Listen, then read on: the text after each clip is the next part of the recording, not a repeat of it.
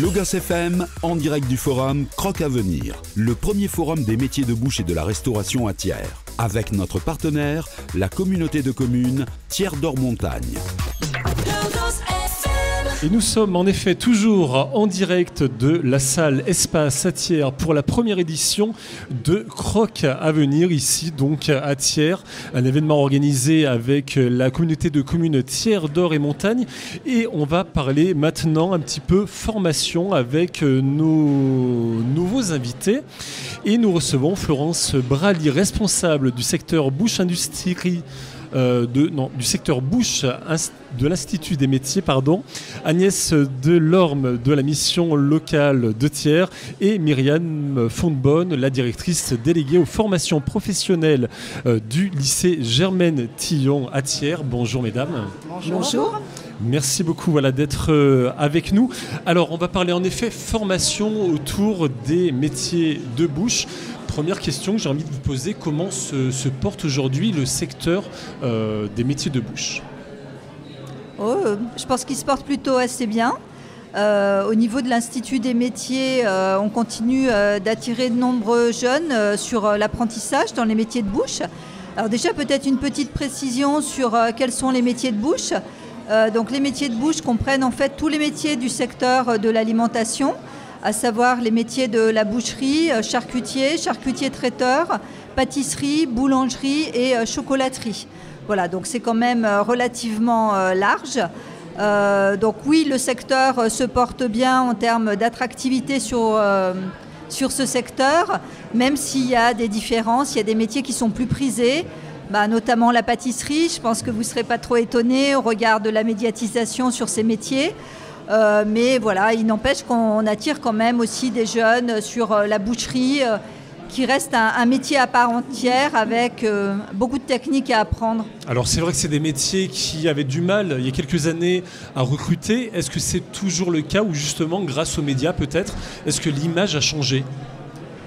L'image change petit à petit. On a aussi des parcours de personnes qui sont en reconversion et qui du coup sont vraiment issus d'autres secteurs d'activité et qui veulent donner du sens en fait à leur travail et donc du coup sont attirés par tous les métiers manuels dont les métiers de l'artisanat.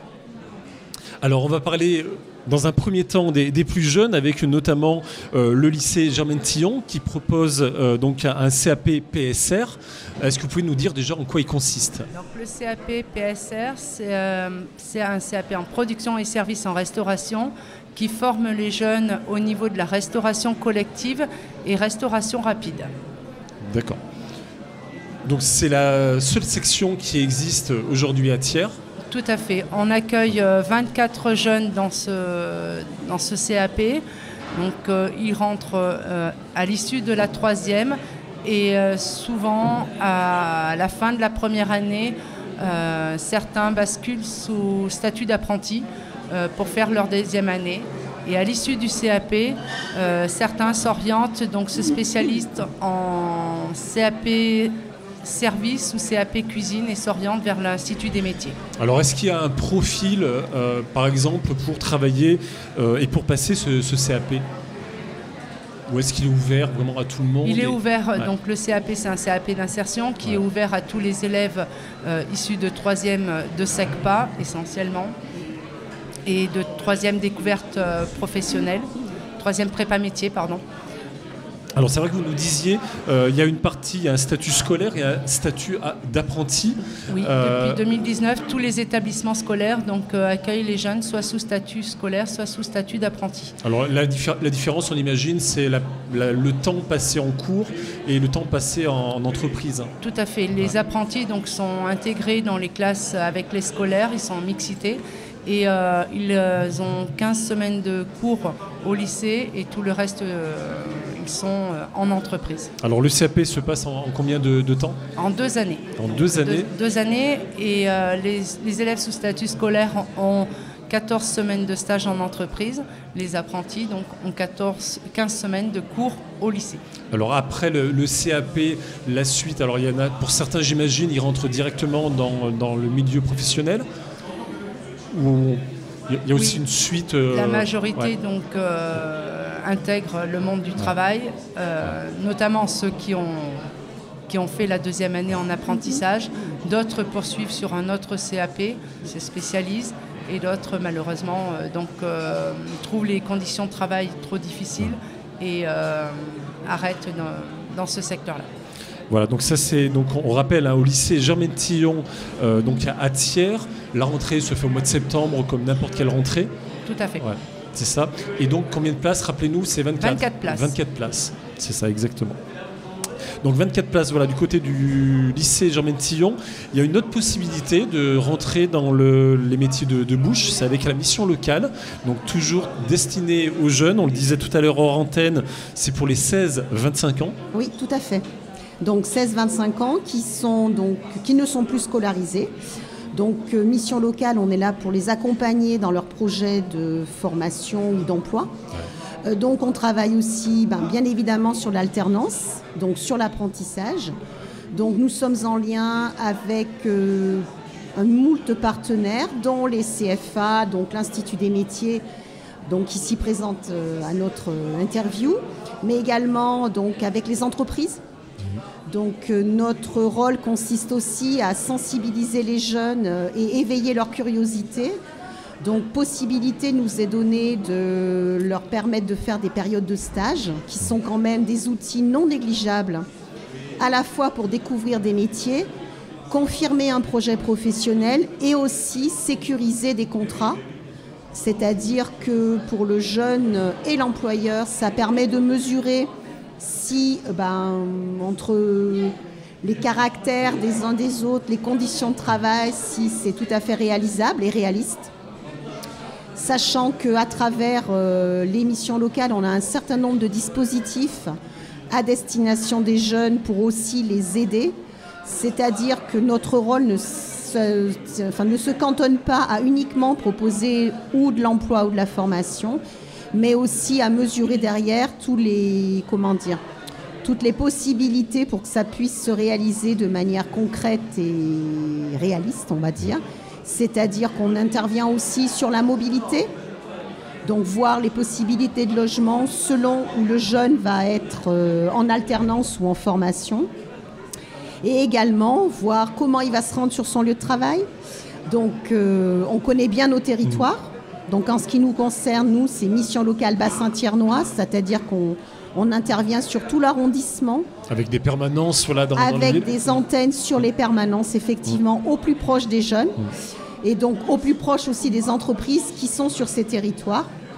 Et est-ce qu'il faut être inscrit à France Travail ou Pas du tout. Pas Il n'y a absolument aucune obligation d'être inscrit à France Travail pour venir s'inscrire à la mission locale. Un jeune peut tout à fait venir s'inscrire à partir du moment où il a plus de 16 ans et qu'il n'est plus scolaire. Et vous mettez l'accent sur les 16-18 aussi, c'est ça ? Absolument. Ouais. Donc maintenant, depuis environ 2 ans, au-delà de l'obligation scolaire en France qui est jusqu'à 16 ans, s'est greffée une obligation de formation pour les 16-18. Et cette obligation de formation a été dévolue au niveau des missions locales. Donc on travaille en lien avec l'éducation nationale, avec le décrochage scolaire, pour identifier ces jeunes qui arrêtent l'école à 16 ans, puisqu'il y en a un certain nombre qui arrêtent à 16 ans, et qui relèvent complètement de l'apprentissage. Et notre rôle consiste à travailler avec eux et avec leurs parents, puisque les familles sont partie prenante dans le projet du jeune quand c'est possible, bien évidemment. Et donc tout ce travail-là est fait par les missions locales. Très bien. Au niveau de la mission locale, vous avez combien d'inscrits actuellement ? Alors, on dissocie les jeunes en suivi des jeunes qui viennent s'inscrire pour la première fois. Donc là, je dirais que je n'ai pas les chiffres globaux en tête, mais je dirais que pour 2023, nous avons à peu près 1200 jeunes en suivi. Et nous avons en premier accueil, je dirais environ 400 jeunes qui sont venus s'inscrire pour la première fois. Et les métiers de bouche, on en parlait justement. Est-ce que c'est des métiers aujourd'hui qui attirent les jeunes ? Est-ce que les jeunes sont intéressés par ces métiers ? Je rejoindrai donc Madame Bralic de l'Institut des métiers sur le fait que les médias ont joué On joue encore d'ailleurs un rôle important dans la demande à travers les émissions notamment, et sachant que les jeunes sont extrêmement sensibles à tout ce qui se fait sur les réseaux, quels qu'ils soient. Donc on a beaucoup moins de mal, entre guillemets, à orienter. Ouais. Ça n'empêche qu'il est important d'aller mesurer. Je reviens sur les périodes de stage, qui sont quand même des outils très concrets pour un jeune déjà de 16 ans. Hein, et de se rendre compte vraiment de ce que c'est. Mais effectivement, il y a une attractivité. Après, effectivement, selon le lieu et selon le métier, il faut voir les conditions horaires qui sont quand même on n'est pas sur des horaires de bureau. Hein. Donc c'est vrai qu'on tient compte aussi. Et les employeurs, ils sont extrêmement sensibles aussi de là où vit le jeune et quand il va venir, dans quelles conditions de sécurité aussi, et comment il va être logé. Et justement, les entreprises, les employeurs, oui. Est-ce qu'aujourd'hui, ils l'étaient, je pense, avant, est-ce qu'ils sont toujours aussi ouverts à accueillir des jeunes en apprentissage? Oui.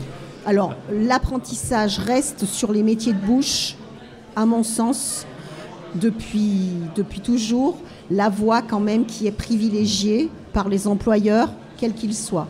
Que ce soit la boulangerie, la pâtisserie, enfin, culturellement, ce sont des artisans qui ont, pour certains, qui ont déjà été formés eux-mêmes en apprentissage et qui continuent de transférer ce savoir-faire par ce biais-là.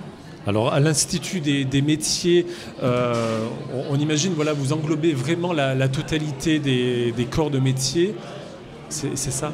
Oui, tout à fait. Alors, au-delà des métiers de bouche, ils sont présents également aujourd'hui. On a le secteur de l'hôtellerie-restauration, donc avec les métiers du service, de la sommellerie, les métiers de la cuisine, différentes formes de cuisine, avec aussi la formation cuisinier, agent polyvalent de restauration. Donc vraiment pour travailler dans différents types d'établissements. On parlait de l'importance de la sécurisation des parcours, et ça c'est quelque chose auquel on est très vigilant aussi au niveau de l'Institut des métiers. D'ailleurs, on travaille avec tous les partenaires. On a tous besoin d'aller dans le même sens pour justement accompagner les jeunes, mais les familles aussi qui sont un peu perdues, et notamment par rapport à l'apprentissage, parce que les jeunes sortent du système scolaire et d'un seul coup, ils se retrouvent salariés d'une entreprise, ils ont un autre statut. Donc on a vraiment besoin de s'unir pour que tout se passe bien au niveau de l'apprentissage. On est vigilant aussi sur les conditions d'accueil en entreprise. Je crois que les tuteurs en entreprise, ils apprécient aussi de pouvoir rencontrer au sein de leur entreprise les formateurs pour vraiment faire le point et en présence du jeune pour comment se passe sa formation au CFA et comment se passe la formation en entreprise. Aujourd'hui, c'est important pour nous d'être présents sur ce forum. Il y a beaucoup de jeunes scolaires qui sont ici et qui peuvent vraiment avoir un contact direct avec nos apprentis qui se sont portés volontaires pour venir faire des démonstrations.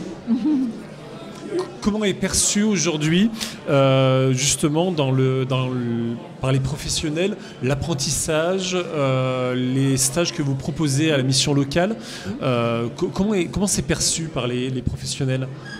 Alors, les professionnels, on a toujours eu un très bon accueil et une volonté d'accueillir des jeunes en stage, parce qu'effectivement, la sécurisation, on revient là-dessus, on est tous sur la même logique. Et un employeur ne voit pas en la période de stage une perte de temps, mais au contraire un gain de temps pour permettre de mesurer si le jeune va avoir et la motivation et les codes. On parle de codes en entreprise aujourd'hui de plus en plus, puisque les compétences, elles vont être acquises après. Ouais. Donc on a toujours un très bon accueil à ce niveau-là, quels que soient les employeurs, qui jouent bien le jeu et si le stage se passe bien, derrière ils ont potentiellement quelqu'un qu'ils vont recruter et ils ne vont pas aller s'embêter, entre guillemets, à prendre quelqu'un qu'ils n'ont pas vu. Voilà. Et nous, on travaille en lien avec les partenaires aussi. Donc chaque année, on organise aussi, j'en profite, un forum de l'alternance donc, qui aura lieu cette année le 10 avril.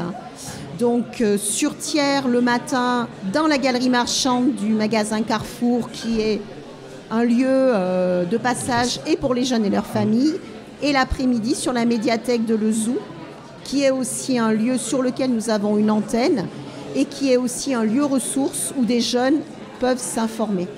Voilà, et s'informer, c'est aussi l'intérêt aujourd'hui que vous soyez présents ici à la première édition de ce forum Croc Avenir. Voilà, si des parents nous écoutent, si des jeunes nous écoutent, ils peuvent venir à votre rencontre aujourd'hui pour discuter avec vous. Complètement, on est à leur disposition et on est là pour ça. Pour discuter aussi avec les professionnels qui sont présents. Et si eux ne peuvent pas prendre un jeune en stage à un moment donné, c'est un réseau, donc ils se connaissent tous et ils peuvent orienter le jeune vers une autre entreprise. Je pense que les professionnels aujourd'hui, ils ont bien compris aussi l'intérêt pour eux de travailler avec tous les partenaires et puis de communiquer. Aujourd'hui, tous ces professionnels, ils sont aussi présents sur les réseaux sociaux et ils font parler de leur métier d'une façon positive. Merci beaucoup en tout cas Florence Brali, Agnès Delorme et Myriam Fontbonne d'avoir été avec nous. On souhaite encore une fois un très bon forum. C'est aujourd'hui à la salle Espace à Thiers. Restez avec nous, branchés sur Logos FM. Tout de suite un petit peu de musique.